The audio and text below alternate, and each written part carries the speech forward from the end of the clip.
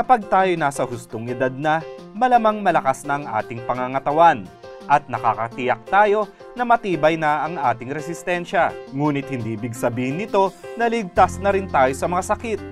Minsan tinatamaan pa rin tayo nito kahit malakas pa tayo. At sa mga bata, dahil sa kanilang murang edad, ang pagkakaroon ng sakit ay mas delikado sa kanila.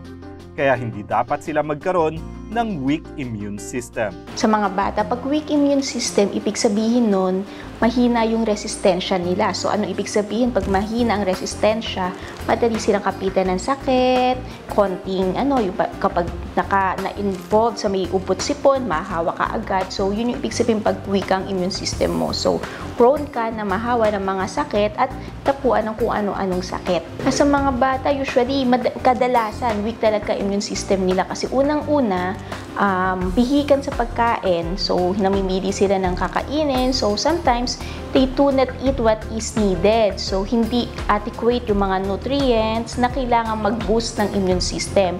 So, anong nangyayari? Humihina yung immune system nila. Ang pinaka-common na red flag is yung madalas may upot-sipon. Lalo na nung mga nakaraang buwan, diba, sobrang malamig. So, usually, maraming mga virus.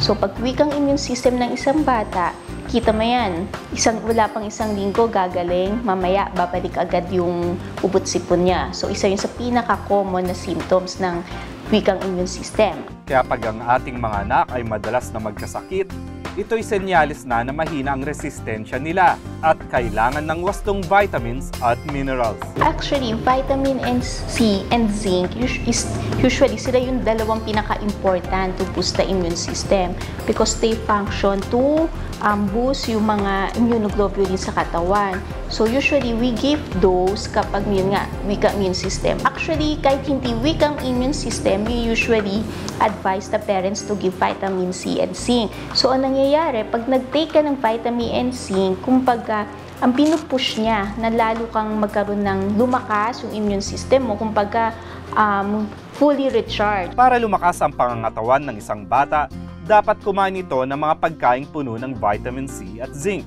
At kung kulang man ito sa inyong mga handaan, no worries, dahil may BioFit Plus na may 15 components of vitamins and minerals na pwedeng magbigay ng wastong kalusugan para sa mga bata. Kabilang na dito ang vitamin C and zinc.